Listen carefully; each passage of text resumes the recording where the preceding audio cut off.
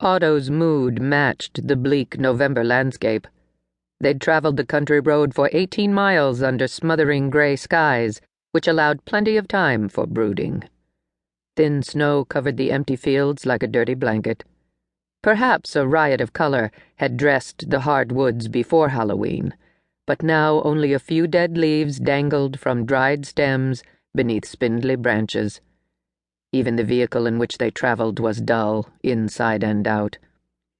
She felt captured in a monochrome movie. Yet she welcomed the dreary weather, because while the low, dense cloud ceiling interfered with the unmanned aerial vehicle surveillance drones, she enjoyed a thin slice of breathing room. Not the atmospheric gloom, then, but her quarry was responsible for her personal brain cloud. He was toying with her, which was okay, but he was winning the game, which wasn't. "Tell me again why you think we'll find Reacher in New Hope," she said.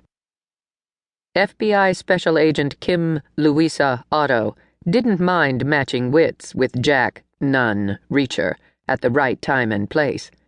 Actually, she hoped this assignment grew in that direction.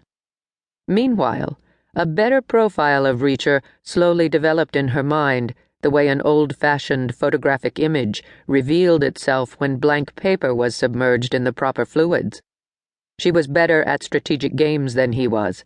Reacher's military file confirmed, but preparation was key. She needed to gather sufficient data to devise and implement a decent strategic plan before their joust. In short, she needed more time. Meaning today was most definitely not the right day. Nor was New Hope, Virginia, the right place. Which was why, despite the perfect weather for a confrontation that might escape sophisticated surveillance, she wasn't all that happy right at the moment. She didn't expect to get any happier as the day wore on, either. She expected the opposite. Behind the wheel of the full-sized sedan he'd selected at the rental counter in D.C., Gaspar sprawled deliberately. His right leg was fully extended to reduce the pain that often hobbled him. Otto had stopped counting how many Tylenols he'd swallowed already, although she worried about his liver. One of many tacit agreements they'd fallen into during their brief but intense partnership. As if not asking meant not knowing, and not knowing meant not happening. He glanced toward her and frowned, but his tone was quiet, perhaps annoyed. "I didn't say we'd find him, sunshine. We're building a file, not conducting a manhunt. I said he was there yesterday. Big difference." She could tell Gaspar wanted to find Reacher today, though. "Do I want to know how you acquired that intel?" In response, he flashed a quick stare before returning his attention to driving, which probably meant he'd ignored their operating protocols. Again. Working a different case with different rules, he might have offered more, or she might have asked.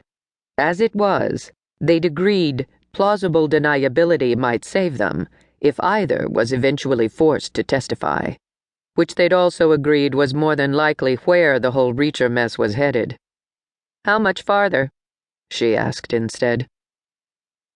He glanced at the odometer. "Maybe 15 more miles, give or take."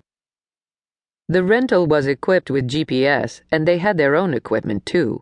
She could find the precise distance easily enough, but GPS acted like a tracking beacon for UAVs that crosshatched the country, and she'd had enough of being watched. Instead, they did most things the old-fashioned way, making every effort to remain skinny straws in the very large haystack of surveillance data. The boss, and too many others, had unlimited access to their movements. Maybe Reacher did everything the old-fashioned way, too. Maybe that was how he stayed far off the grid. It seemed if anyone saw Reacher, it was not because they found him, but because Reacher found them.